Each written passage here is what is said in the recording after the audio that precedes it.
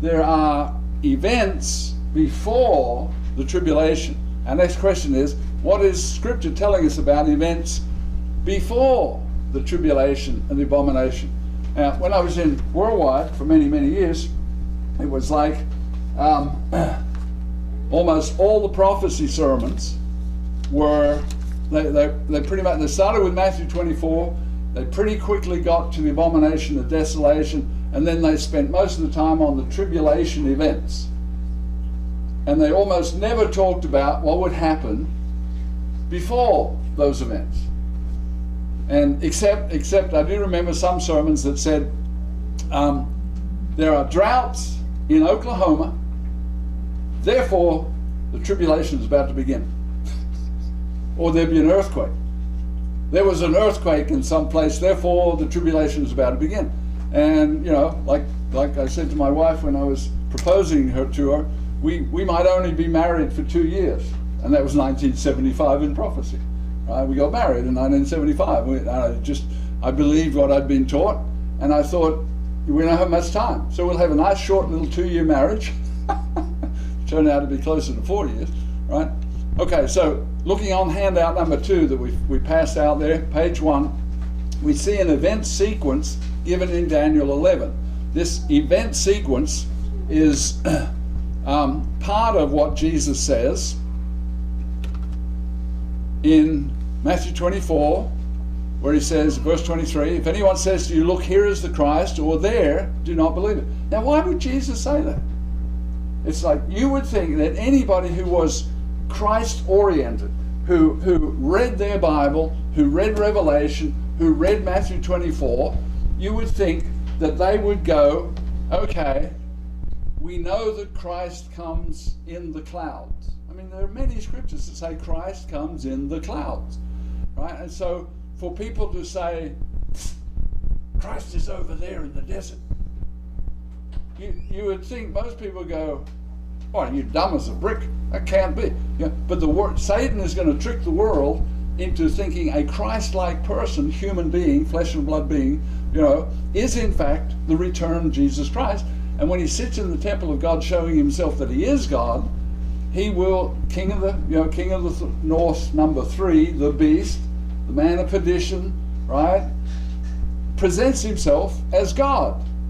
Well, Jesus is God. And he presents himself as the Christ, as it says here in Matthew 24:23. Verse 24, for false Christs and false prophets will arise and show great signs and wonders to deceive the whole world, pretty much, if possible, even deceive the elect. Now, years and years ago, half the worldwide Church of God, who were elect people, were deceived without any miracles at all. Their pastor general told them, you don't have to keep Sabbath, you don't have to keep holy days, you can eat shrimp, right? And they all went rushing down to the shrimp store and ate shrimp that night, right? So there was no miracle. It was just, I, the pastor general, tell you don't have to do so. And they said, yippee. And off they went to eat shrimp, right? So in this case, there are going to be false Christs, false prophets, showing signs and wonders, calling down fire from heaven, and getting people to worship the king of the north, number 3, the beast power, and people will believe it. They will think he is Christ.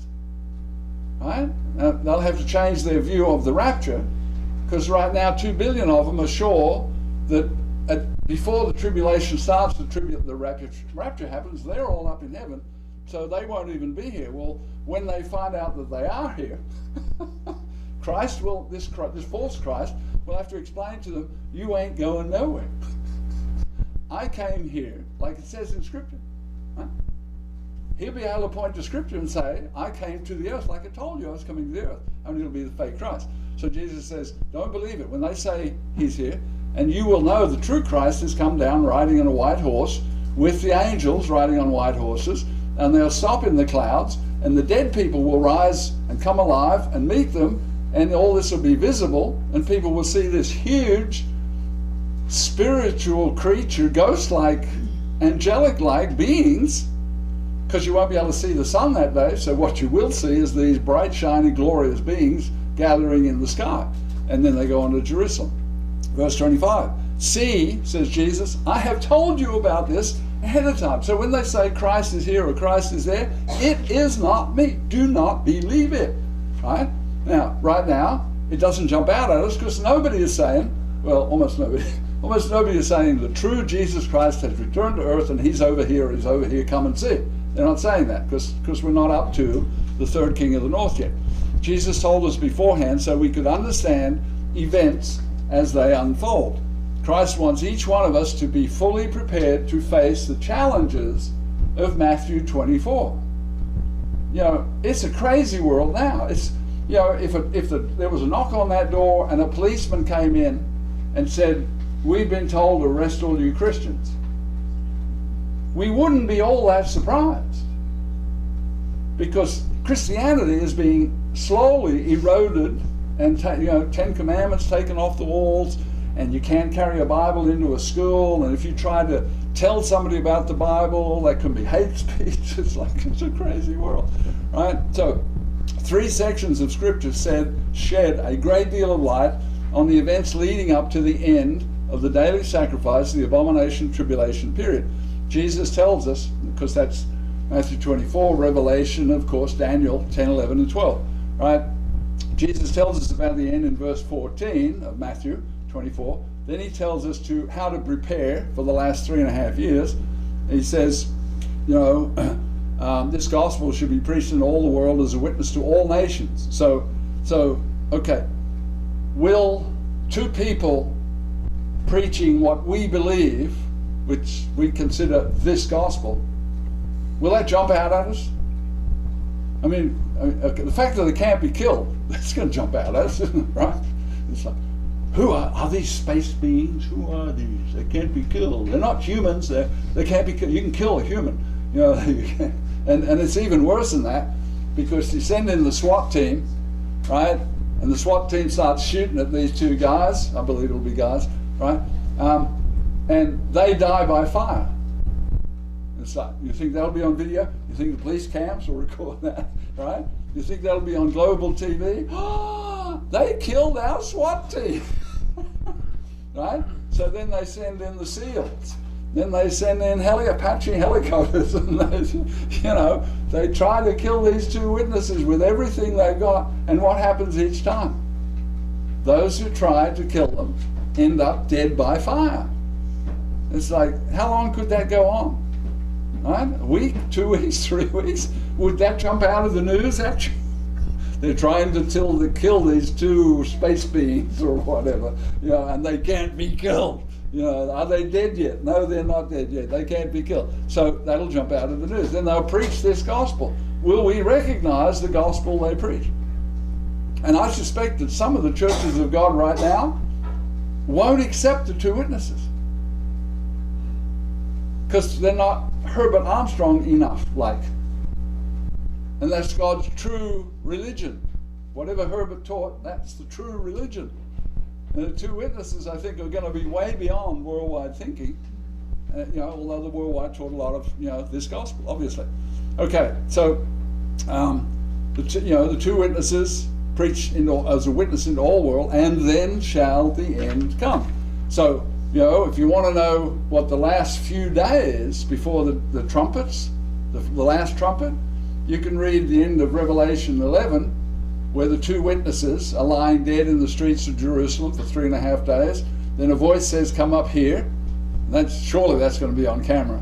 Surely somebody's going to have a camera running, right?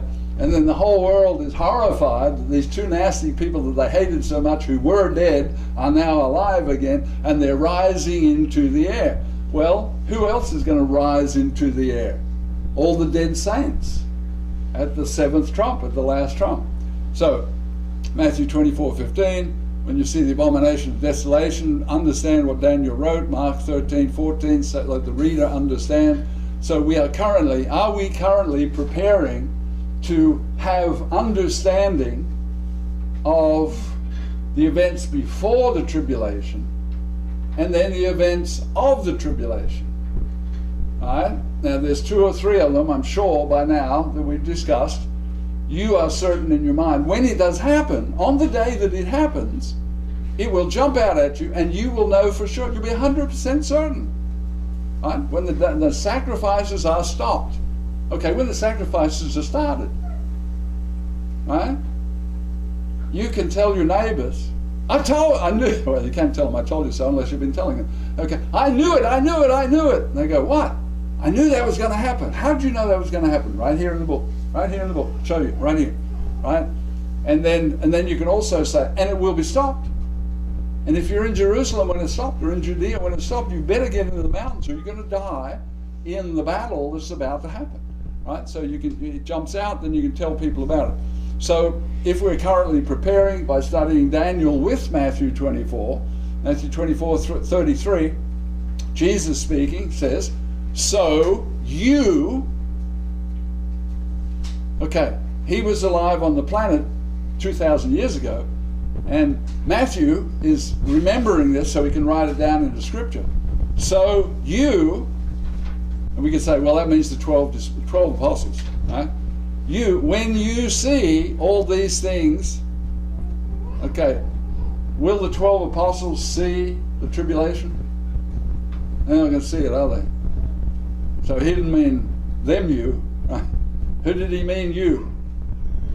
You servants, you sheep of God, who are alive when the tribulation is happening, when you see it, right? Not when your minister sees it and tells you about it, right? When you see it, okay? When you see these things, you know it's going to jump out at you.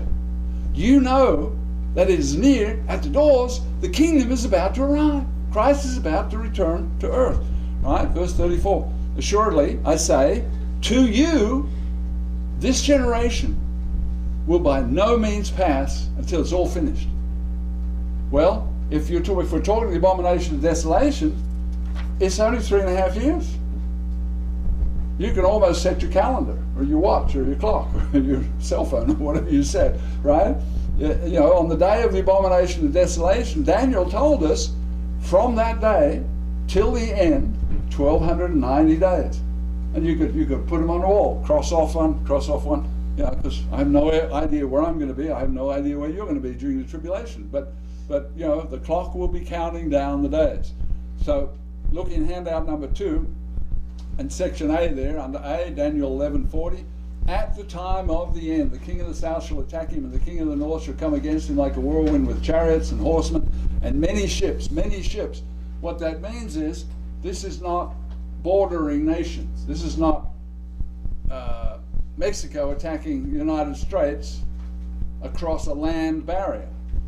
This is many ships from a faraway country are attacking the king of the south. And he enters countries, plural, so at least 2, and he shall overwhelm and pass through. So when we see the king word, we should widen our thinking to kingdom or world power. Right? There are not very many kings alive today, right? But king is a word that means man in charge, person in charge, right? So essentially on January the 20th, there'll be a new king in charge of America, right? So don't be just thinking, who is the king?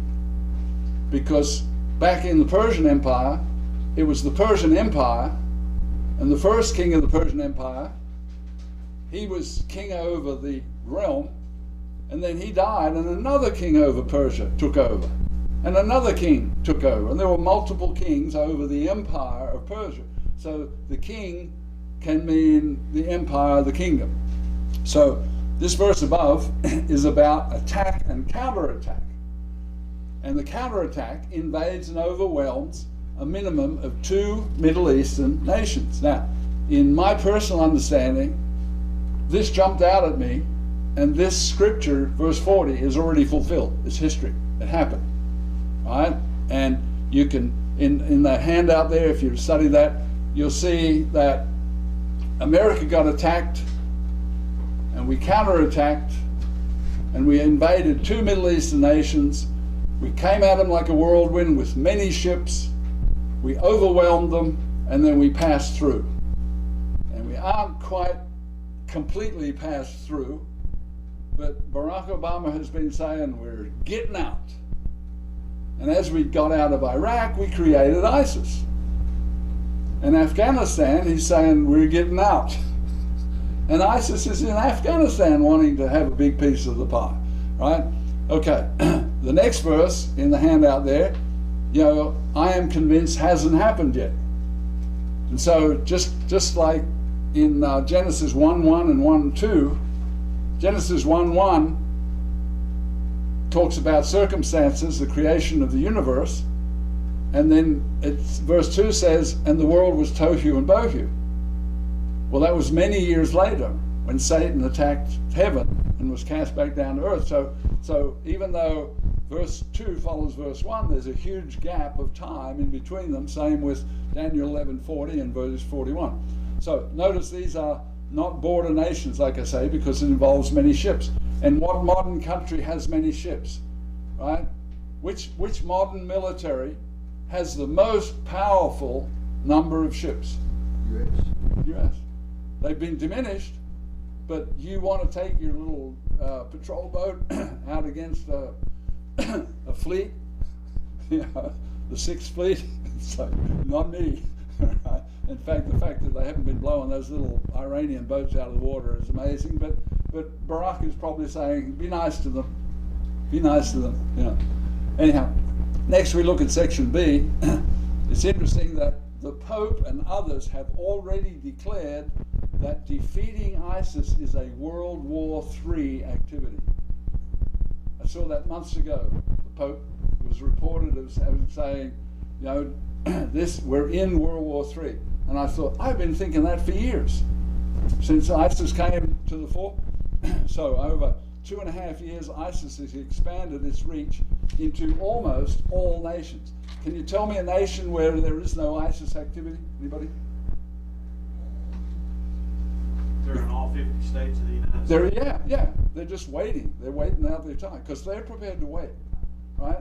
And they're in Australia. They're in Iceland. They're sending their tentacles out everywhere. So years from now, historians will probably write that the rise of ISIS 2.5 years ago was the beginning of World War III, and it'll get worse and worse and worse.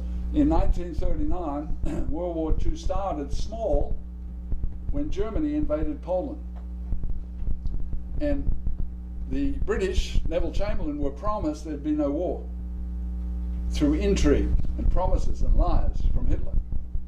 And then later that same year, he invaded Poland, and the next year he invaded more Middle Eastern, more European nations, and World War II grew bigger and bigger and bigger until finally America won the war and stopped it all in 1945. So in Daniel 11:41, God is showing that World War III occurs in the Middle East, and it involves great danger to the Israeli people. And we've already talked about the tribulation, the abomination, the destruction of the Israeli people, but that's in the tribulation period. This section in Daniel, from verse 41 to 45, that is pre-tribulation. We'll see that in a minute. It's in the handout. Many Muslim nations have declared their desire to see Israel driven into the sea, destroyed. And we could have a long list of those nations that have already declared that. They want Israel gone because they consider that territory as Muslim territory. They don't want Israel there. They don't want Jews there. They don't want anybody there. They want Muslims there. Daniel 11:41 through 43 is the stage one of World War III. After January 20th, 2017, next year, next January the 20th, the Oval Office may and probably will act with great force against ISIS. And once again, there'll be many boots on the ground. And what we easily forget, because there's always so much news going on, we easily forget that the United States of America has powerfully invaded the Middle East already, how many times? 3 times. Right? Do you all remember the Kuwait War? Anybody remember that? Wasn't that where Schwarzkopf, wasn't he the one showing the pictures of the missile coming through the window? Wasn't that first one? 1990. And Saddam Hussein said, my crack troops will whoop up on you Americans. And they turned tail and ran, right? And it was such a short war. How long was that war? It wasn't very long, right? Anybody remember how long Kuwait War was? It wasn't long.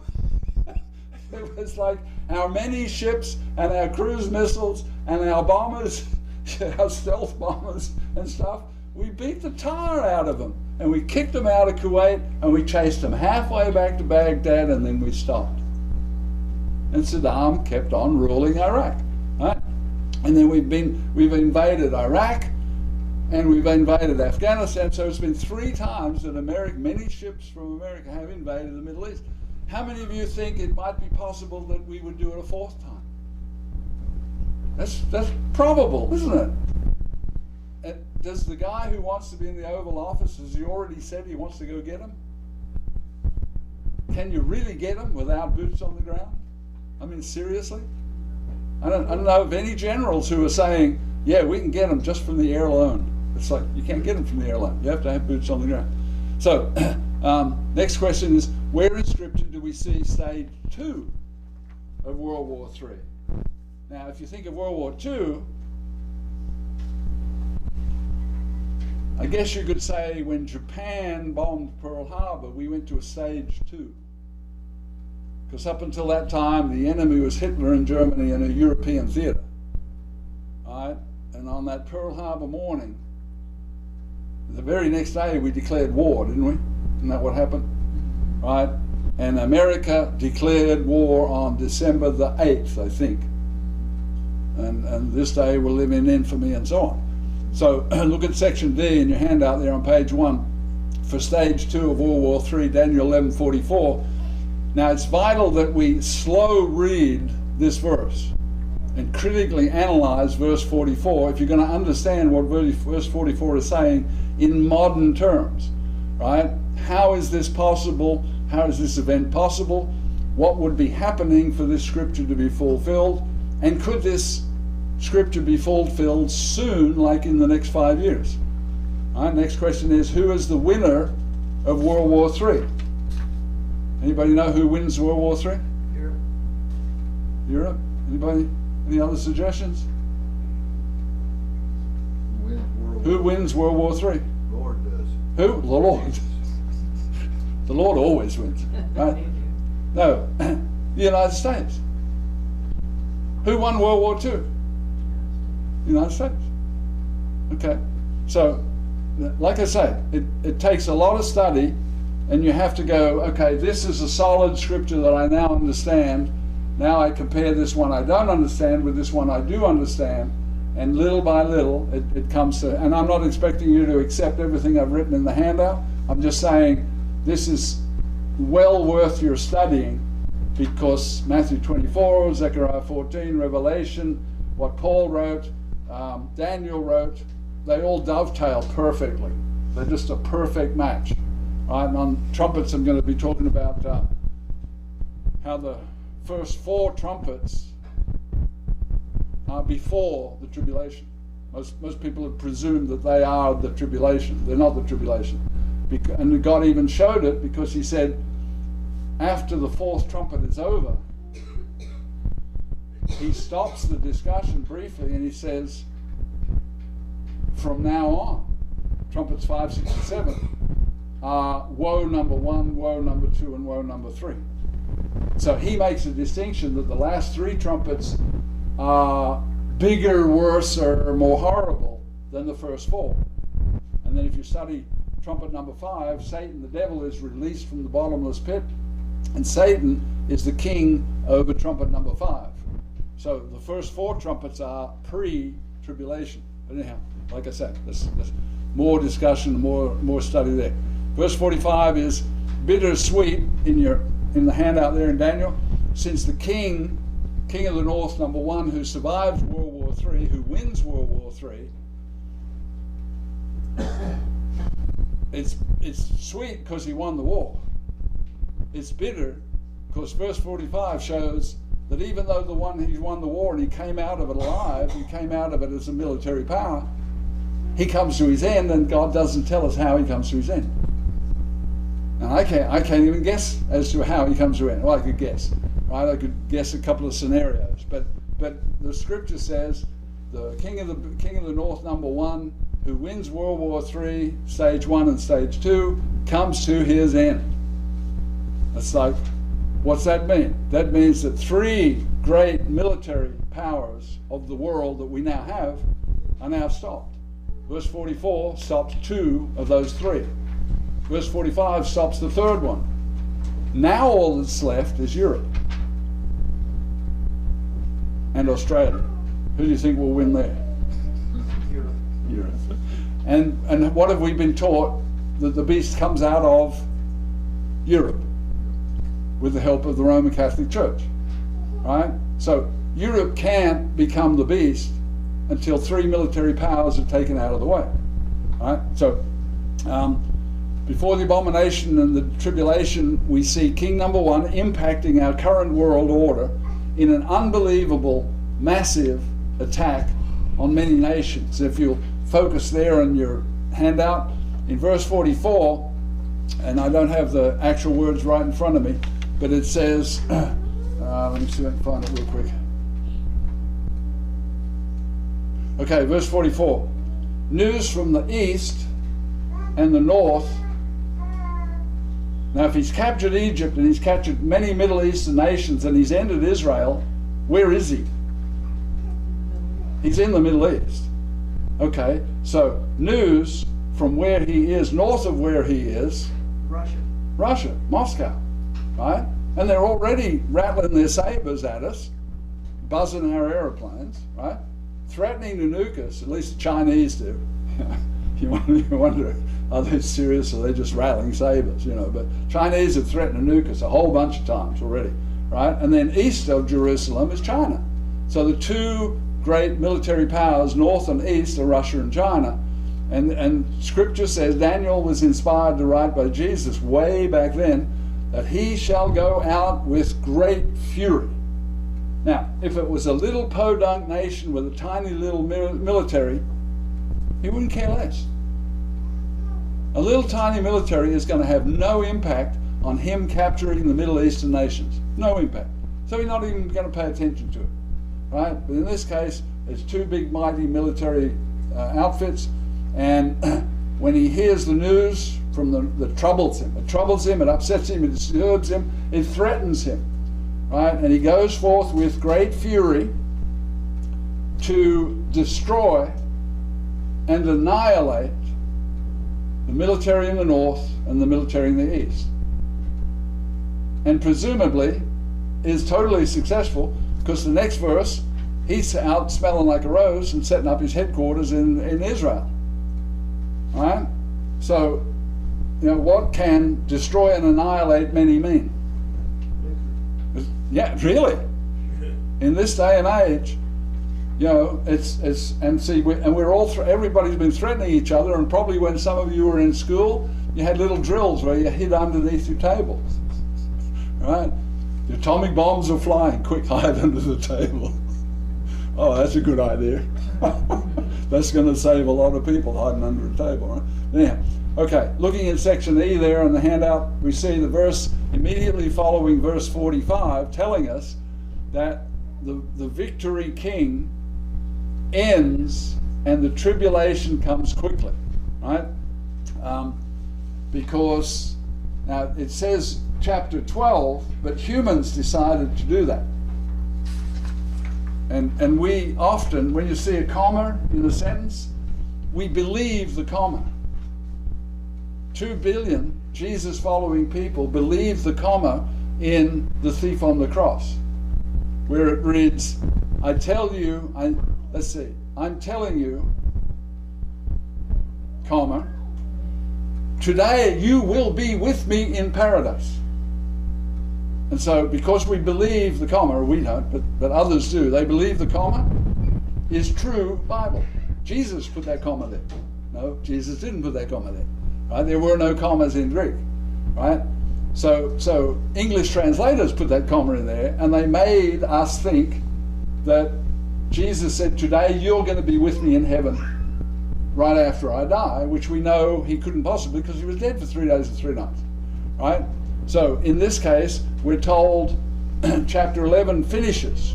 We're done with chapter 11 because we're starting with chapter 12, verse 1. No, chapter 12, verse 1, it was put in by humans. If you just take chapter 10, 11, and 12 as one manuscript, then when you read verse 45, the king of the north, number 1, who's the victory king over World War III, he sets up his headquarters in near the Holy Mountain in Jerusalem in Israel, and then he comes to his end, and the very next verse says, here comes the tribulation. The World War III ends, and then starts the tribulation. So Jesus wants us to understand Matthew 24, but he tells us to study Daniel 11, 12, 10, 11, and 12, so that we can understand Matthew 24. We can wait until the abomination appears in the future, in which case it will jump out at us, out from the news, because, you know, surely Gary's going to preach a sermon. Once the morning and evening sacrifices have started, surely Gary's going to get up here and say, look, they've started. And most of us are going to go, well, since they're started, they're going to be stopped. And they're going to be stopped on the day of the abomination of desolation, whatever that might be. But it's coming soon. It's coming soon. And so we should get all excited because the kingdom is coming soon, 3.5 years later, which is a long time for us humans, but in the scope of 6,000 years worth of history, it's a very short time, very speedy short time. So we can wait until the abomination appears and then tell others about what we've learned about the abomination of desolation, right? Or we can study Daniel, and as we see World War III develop, I mean, the day that Egypt gets captured, it should jump out at you from the news, and you should say, boom, Daniel 11, verse 43, right there. Egypt is captured, right? And it's going to be World War III, so it's like the whole world, we're going to go, oh, right? And then you can say, hey, look, World War III happening now is right here in Daniel 11. And then you tie it back to Matthew 24. So we need to study Daniel and be ahead of the curve so that as things jump out, we're ready to explain them. I may not be able to clearly explain them ahead of time. Abomination and desolation might be kind of fuzzy in our minds, but when Egypt is captured, when the morning and evening sacrifices begin, that's a fact of Scripture. It's a fact of history when it happens. The stopping of them will be a fact of history when it happens. The abomination of desolation will be a fact of history on the day that the sacrifices are stopped, right? So to me, Jesus is saying, let the reader make an effort to understand what Daniel wrote.